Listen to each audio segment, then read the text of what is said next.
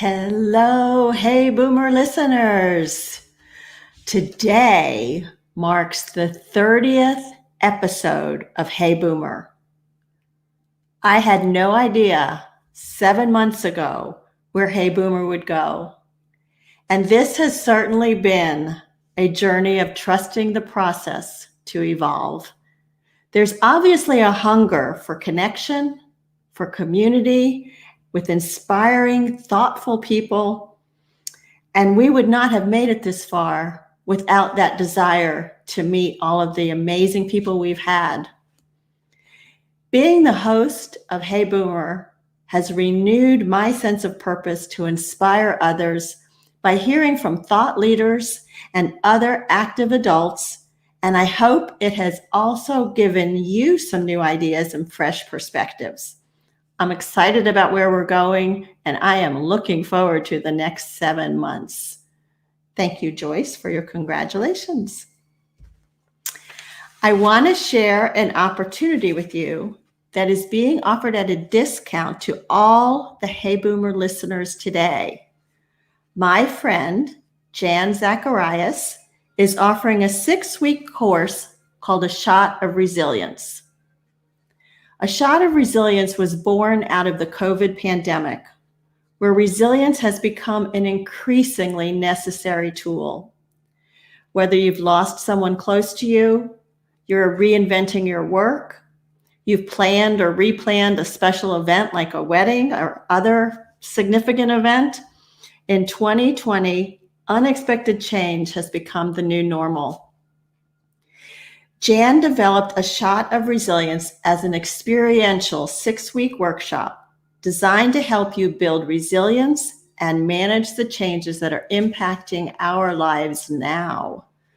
And she's developed a roadmap to resilience that is easy to follow, provides concrete steps, and gives you simple techniques for managing change and loss.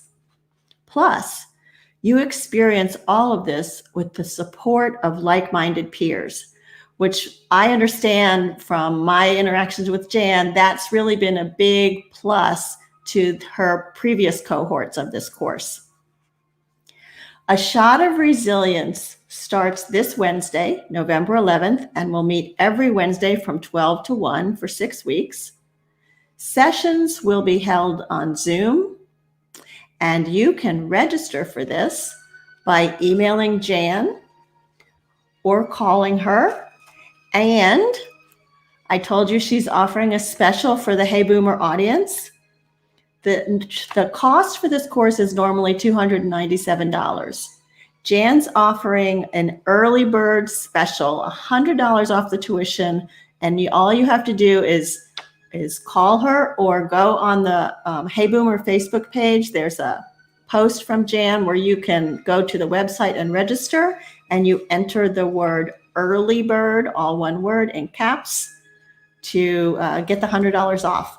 I know it's going to be a great course. So if you are ready to build your resilience and renew a sense of normalcy, I would encourage you to register for A Shot of Resilience today. I also want to tell you about a live community event that we are planning, and I am planning it with the help of a couple of our Hey Boomer community members. So excited. So one of my dreams when I started Hey Boomer was that we would be bringing live events all over the country to bring boomers together and build a community. Well, because of the pandemic, we can't meet in person, but we can still meet and connect and have fun. And so we are planning a virtual New Year's Eve party. It's going to be so much fun. So mark your calendars, January 31st, starting at 8 o'clock, more information to follow.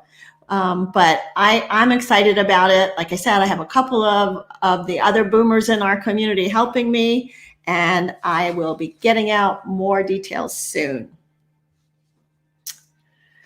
And just one final thing before I bring our guest on. You know, I love seeing you all commenting. I'm laughing because Rob said, 30th episode, I said, Rob says 30. You don't look a day over 29. Thank you, Rob. And yes, Beth, December 31st, we will be doing it on New Year's Eve. So, like I said, keep commenting, keep encouraging, ask questions, and we are going to get into our discussion. So let me bring Laura on. Hello, Miss Laura. Hi, Wendy. How are you today? I am great. I'm so glad you decided to join us and agreed to join us today. Oh, thank you for having me. Yeah. So let me tell everybody a little bit about you. Okay. Laura O'Connell has worked both in-house and in a variety of consulting areas. She has an experience profile in global human resources and operations. She has managed international joint ventures, expatriate assignments, mergers and acquisitions, and full lifecycle recruiting. Laura uses her global background to coach international students and candidates, and her experience includes intercultural training and English instruction. She helps business and individuals land and brand new markets or new seasons of life, and is a passionate and advocate of reverse mentorship. Laura holds a Master's of Science in Global Human Resource Management from the University of Liverpool. And we are going to talk about your passion about reverse mentorship today. Great. I always like to talk about that.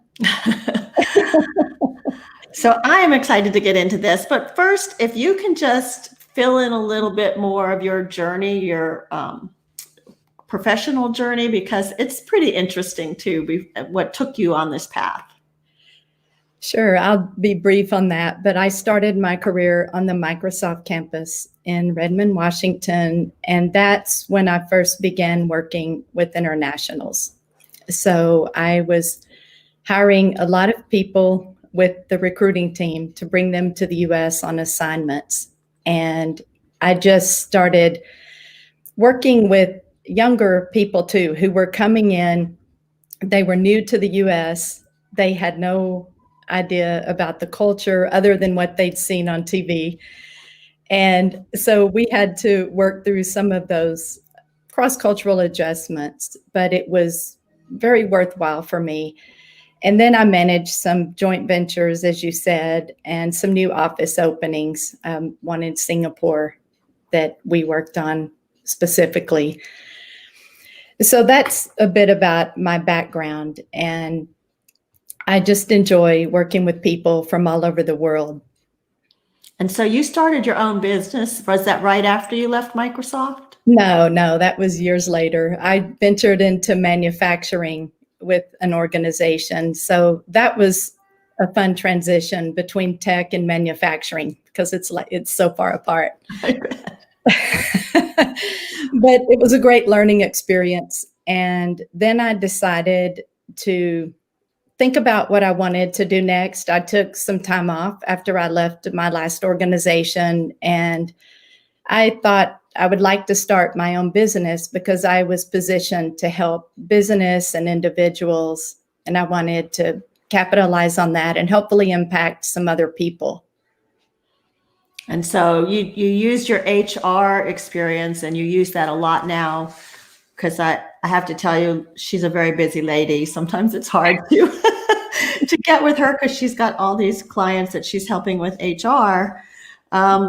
So how has your work as an entrepreneur evolved over time since you started it?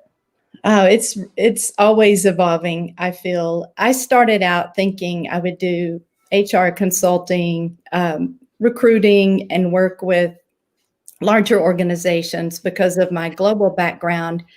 But what I discovered is there's a lot of startup and even companies that have been in business for a while who need HR guidance. And maybe they can't afford a full-time HR manager or don't prioritize that. And so I step in to fill that gap and help them with a variety of things. But that was my original intention, which I'm still doing.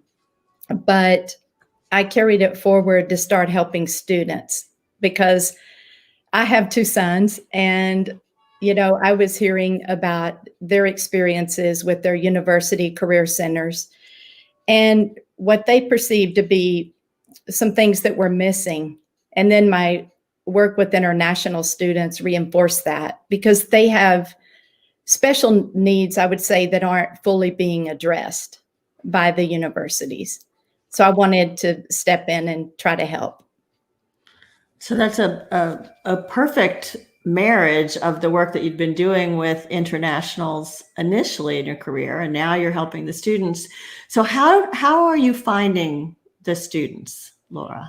I started out as a community volunteer, but since then, I started a social media group for international students. And I've had students from other schools come to me. I started with Clemson students at ICAR campus because I live very close to ICAR. And then I work with students on main campus as well. And then I've had a long-standing international network, so I just get referred to these different students, and we talk about, even before they're coming over now, we talk about the decision process, what they need to consider, our political climate. What does that look like now? So do you have like a format that you go through with people before they decide to come here? Yeah, so in my background, we had something called a pre-decision trip at Microsoft and at other places I worked. And people would gather all the information before deciding to come on an international assignment. And we would use assessments as well to check for suitability. So in this case, I'm not using an assessment yet, but we are talking through several points to help them make decisions. Of course, with the pandemic, a lot of things have been put on hold. So can you give me an example? Like how is it? Let me step back a minute. All right. So we've had children that go to college, and you go through, do you want a big school or a small school? Do you want to study, medicine, or do you want to study accounting? Do you want a big city or a smaller town?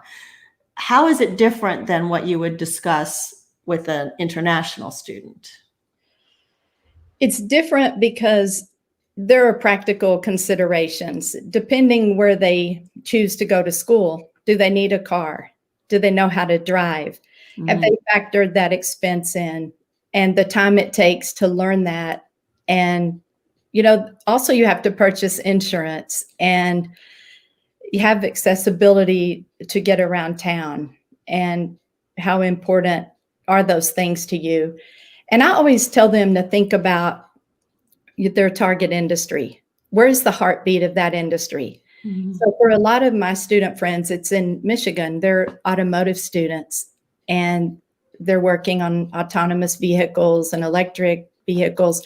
So do you want to live in Michigan? Do you want to be based there? Do you understand how cold it is? There's so much we talk about, and health insurance and the cost of that.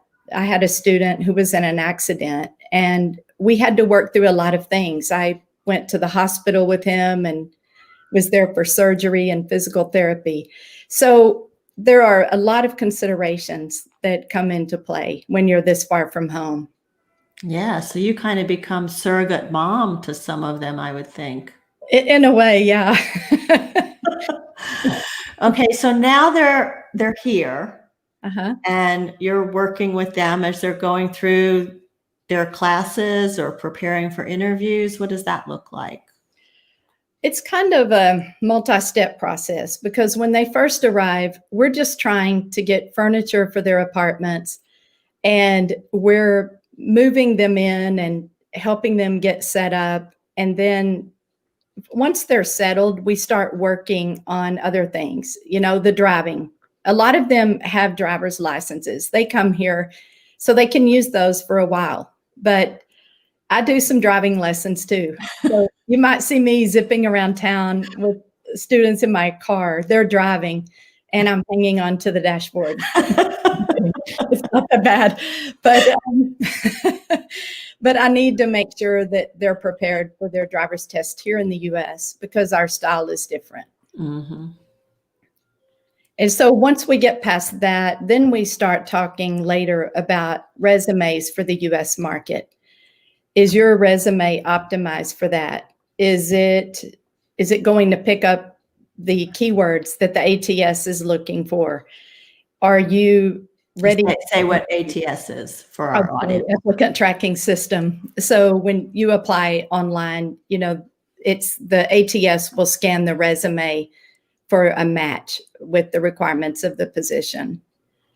So my goal is to make sure that they have a US-based resume and they understand what that looks like.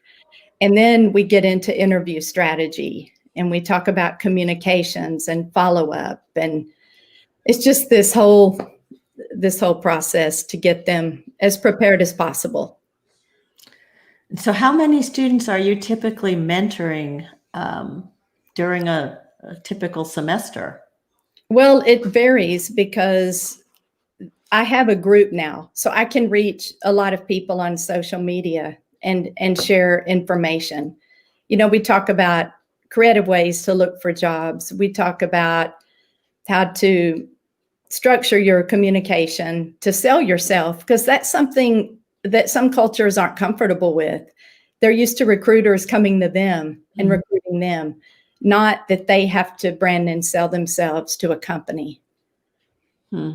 So you do some like online tutoring, is that what you're saying? Yes. I work online. I work in person too. Not so much since all of this started, but WhatsApp is a great thing. We communicate on WhatsApp and talk about some of the things that they need addressed in their questions. Yeah. So Rohan says, we call Laura our American mom. Very, very fortunate to have you as our mentor, Laura. You're so sweet. Thank you, Rohan. All right. So you have been telling us about being the mentor, and we want to talk about what reverse mentorship means. So can you tell me a little bit about what that means to you? Yes. I have learned a lot from these students here at ICAR. I've had the privilege of going to class with them and watching them program autonomous vehicles and what that process looks like and the brilliant minds these students have. It would just blow your mind. But anyway, they are working on tomorrow's technology for our mobility. And I learned things from them about the components of AI, like machine learning and deep learning and NLP. And it's just this whole world they opened up. And these were things I heard about conceptually, but when you're watching their work and what they're doing, you start to understand it at a different level.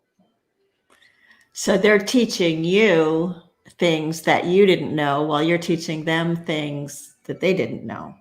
It's true. There's a constant exchange, and I've learned so much from them. And I think it's made me better at my job because I was recently running a hiring process for an engineering position, and it just helps to have more background and to understand where they're coming from and what their skill set is on a practical level, not just on paper. When you can see it being carried out in front of you, it's really inspiring and it's impressive. So I think I understand what you're saying. What you're saying is, like, if you were in a hiring situation where you help people and they're talking about autonomous vehicles and certain kinds of programming and things like that, that you have now a better understanding of the skill set you're looking for because of the time you've spent with these students. Is that right? Yes, they've helped fill in a lot of those gaps. And I personally think it's HR's responsibility to look beyond resumes and keywords and understand why you're hiring these people and what it is they're doing, and you have to learn their language. You can't just stay in the HR world. It's very limiting. If you put yourself out there and try to learn, you are such a better recruiter, a better HR manager in general. So most of the international students you've worked with have been from India, is that right? Yes, here at Clemson, that's been the case. There's quite a few Indian students at ICAR. I don't know if you know the unofficial name. It's called the Indian Center for Automotive Research. I didn't know that. Well, it's better than Michigan, right? It's not nearly as cold. Yeah. Well, I wanted to ask you about the picture that you that we use to promote this. And you have a graduation cap on your head. Yes. Can you tell me a little bit about what was going on in that picture? I can. So that is Rohan Patel in that picture with me. Okay. Hi, Rohan. And Rohan and I met when he arrived here as a student, and there were a lot of interesting twists and turns. He and I used to work for the same organization, and he was on my high potential list to come to the US. And I knew that I had heard his name more recently, and I was thinking about it, and then I realized that. So we met and on his birthday, and we developed this friendship. And I was at his wedding in India last year, and his family sent me the sari that I have on in that photo. They sent to me to represent them at his graduation. Oh, how precious. Yes, that's my Patel sari, I say. So there he is sharing his graduation cap with you as you're representing the family. Yes. That's fabulous.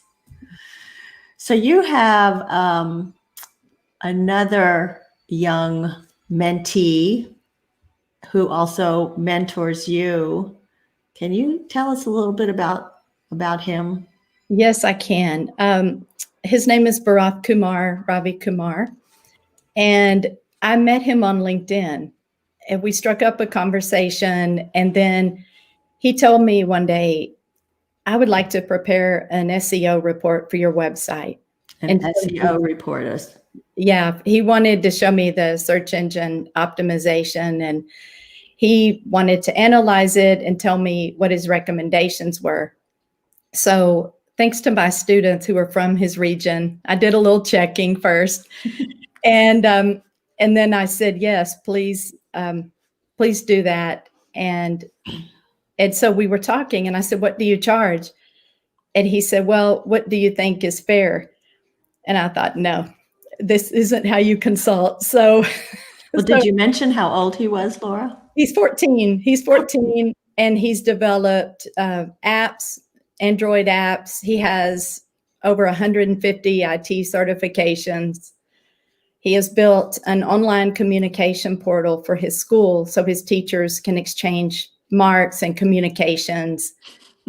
And his next venture is to start educating teachers about technology to make it relatable in the online classroom and more interesting for their student audience. Because you have some different ideas, from older generations to younger, and he wants to bridge that gap. That's amazing.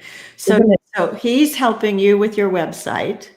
Yes, he did. He helped me with my website, and then he asked if I wanted to work on a project with him. So we had a client in India, and we did his website together, and Bharat did all the technical wizardry on it, and I wrote the content, and we wanted to make sure his message in English was clear. It was concise and correct. So I did the writing for the website, and Bharat did the design. That's amazing. So let me ask you this. All these students that come here to America, and you are mentoring them and helping them along, what kind of communication do you personally have with their families back home? I went to India last year. I was there for several weeks. I attended weddings for Rohan, as I mentioned, and the other part of what I call my dynamic duo, Nikhil and Nikhil's fiance, Ashwathi, lived with us for 2 years. She's a PhD student at Clemson. So I went to these weddings and I met their families. And I think one of the most powerful things that happened is I got off the airplane in Mumbai and Rohan was there waiting for me and his parents. And his father's name is Mahindra. So when I went to meet his parents, Mahindra started speaking to me in English. So he'd been secretly studying the language just to make me feel more comfortable. And I still hardly talk about it without crying because it was so, I can't even describe what that meant, not only to meet his parents, but that someone would do that for you. Yeah. To Well, they're putting make a you, lot of trust in you, and yeah. So that I should share this comment from Lindy Chapman, who says, empathy is key. I love Laura's heart for others. Thank you, Lindy. Couple more wonderful comments. Kartik says, I second that, what Rohan says. It amazes me how Laura can pull off so many things in her busy schedule. She's very good at understanding our unsaid needs, both as a friend, as an HR, and always available to help. Thank you. And Laura Meehan Agassian, is that right? Yes. She says, hi, so nice to be here to learn more of what you do for international students. Thanks, Laura. Yeah, so lots of wonderful comments. So I mentioned to you when we talked earlier about Rotary and how they do a lot of youth exchange, and typically that's with high school students. But I'm wondering if there are ways that some of our boomers in the audience could get connected or hooked in with you somehow to provide some mentoring, whether it's, how to do an interview here in the US, or whether it's because of their particular profession that they might be able to provide help. So would you have some advice on that? Certainly, if anybody wanted to help internationals, they can reach out to me and I can get them connected. The issue right now is we don't have a lot of newer students coming in because of the pandemic. I hope that changes. It feels kind of funny not to be running around seeing everybody and working with them. But if people are interested, have them reach out to me. I have some plans for the future that I want to carry out to online to help students. Okay. So do you have a group or an organization that specifically works with the students, or is it mostly you? Yeah, no, there's a network of volunteers that help students, and I would be glad to introduce them to that. There's more than one I'm involved in, but yeah, there's a whole group. Okay, so I've got your email address up here on the screen. So it's LOCONN, CONN, at PathHRCO. So it's 2 H's, PathHRCO.com. Yes. So if you're interested in getting involved with helping some of these international students transition well. So Laura, you talked a little bit about helping them with resumes for the US. Do some of these students plan to take their knowledge back to India? Some of them do. A lot of them have the goal of working here first because they came to study, and a lot of them have work experience when they've arrived. So they've had that work experience in India or China or whatever their home country is. And then they want to carry that forward here, but in the international environment, because it's not only studying, it's working. You learn a lot working in another country. So like you learn about the cultural, the communication styles. Yes, yes. You learn about all of those differences, and your relationship with your superiors isn't quite as formalized as what they're used to. Um, I had a student say, "Are you sure I'm supposed to call my manager by his first name?" Because they weren't used to that at all. So Uh-huh. there's things that they have to learn and adapt to. Yeah, interesting. And plus, I would think it builds their network. So, if they do decide to go back, now they've got an international network. Yes, and I always emphasize networking, and I'll send out opportunities for them when I see an event that is relevant to them, whether it's industry or it's a peer networking event, which I encourage a lot for them to get out and meet with their peers here. I always share those on my social media page.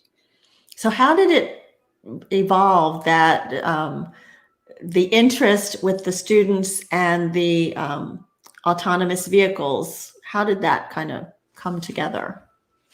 Well, that's what they're studying, and that I was supporting the ICAR students, and a lot of them are coming over to study different aspects of engineering, whether it's that or it could be industrial engineering, mechanical. Some of them are here to get PhDs. So in India, there are two basic tracks you take. You're either in medicine or engineering.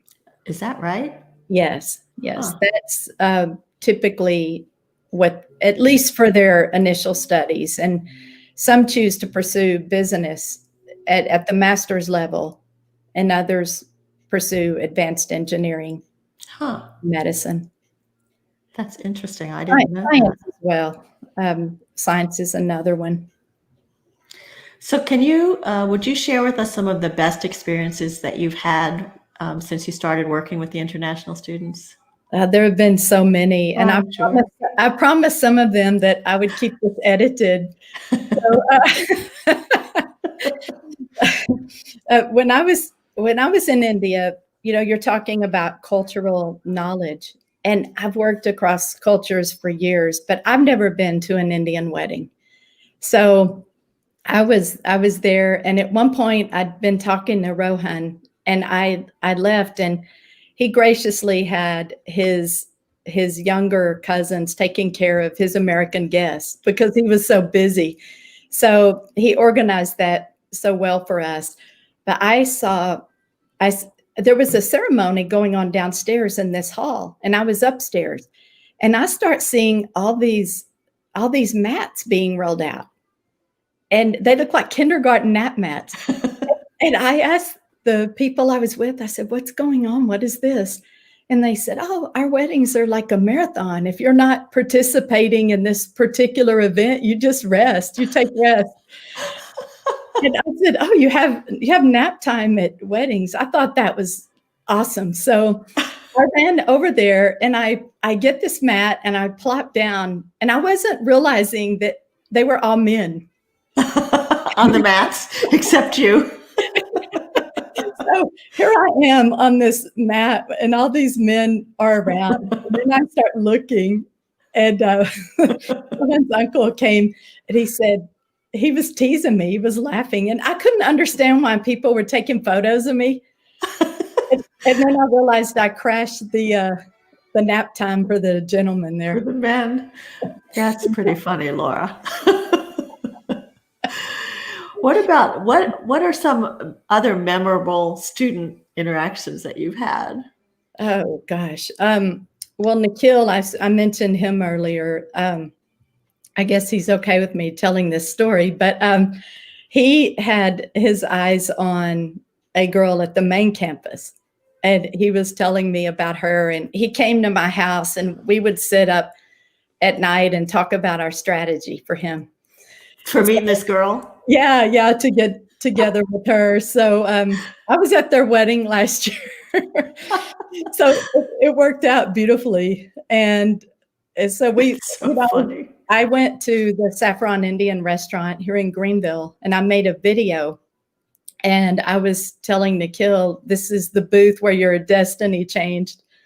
Oh, that's great. So you don't only mentor them on work, you mentor them on love too. Oh, on everything under the sun, they come to me, but I'm laughing, but it's important that they feel they have somebody they can trust to talk to, and that they can be confident to share whatever is going on, because some of it's personal and they don't feel comfortable talking to peers about it necessarily, um, or their parents, depending what it is. Mhm. So if I can be a sounding board for them and help them, then I've had a good day. That's how Yeah, I see it. that's great. So Laura, did you work a mentorship program when you were in corporate world before you got involved with these international students? Yes, I did. I was involved in setting up different mentorship relationships, and it was the typical mentor usually, where it was someone who was more advanced in their career helping someone new coming in. And then I myself would help the international people I supported think about, okay, you've done this assignment. What are you going to do with these skills you've developed? What's your next goal in the company? And how are we going to help you get there? Mm-hmm. Mm-hmm. So how has working with internationals from way back when you started at Microsoft to the students you work with today, how has that impacted your life? I think it's been life changing. My son is a volunteer for an organization called Buddies Beyond Borders at his university. And this is kind of a funny story, but he was helping some international students, and he met a, another student from Argentina that he really liked, and he was dating her for a while, and then she had to go back, and the pandemic happened, so that has been a setback. But I see how it's impacted my kids, and it's made them more aware. It's made them more compassionate and understanding. Mm-hmm. Well, this is really important work that you're doing. And again, if people are interested in helping or getting involved with working with these international students, you can email Laura at the email address on the screen, because I know you said it slowed down now, but there's a lot of need for this kind of support. And Yes, there is. And, we still have students who are here who need our help. There's no question about that. They're our first years and our second years now. It's funny because one group is transitioning out, and then we have the new seniors, I call them. well, in fact, didn't you tell me this weekend you were helping people move out? Yes, I was. I was helping with some move outs. It So was not only does Laura mentor with career planning and resumes and interviewing and networking, then she does the love mentoring and she helps them move, sits with them in the hospital for an emergency. Wow, Laura, you are amazing. thank Amazing. you. Thank you. I love doing it. It's so much fun, and I learned so much, and the families are wonderful. I had families taking me out in India. It's so gracious. Yeah. So if there were one or two things that you could leave with our audience about the work that you've done or the impact that it has, what would you say those are? I think a few things. It's important to give yourself permission to always live in duality, because you're always the student and you're always the teacher. And we have to remember that. And we're always learning from each other. And we need to break down these barriers of ageism and where people are from, their national origin. It's just irrelevant because we're all the same, and we're here to learn from one another. And when you do this kind of work, what I always say is you sign up for the marathon, not the sprint. It takes time to build relationships, and you will get out of those what you put into them. So students are busy. Graduate students are crazy busy. I mean, they're always under the gun for assignments and they have deadlines, but you can find time to help them. You know, you can drop a meal off on their study night and say hello and leave. You know, you can give them that time they need. But it is a marathon. And Mhm. and I still maintain relationships, close ones, with the first students I met. And they mean a lot to me. All of them do. Yeah, it's very obvious that they do. Yeah. And the other thing I would say is always open yourself up to a new connection. Mhm. You might be on LinkedIn one day and somebody might reach out to you and you think, oh, they're in Dubai or they're over there and they're not even in the same industry. But you know, I just refer back to Barath Kumar. And first he did a report for me. And then he brought me a client and we worked together.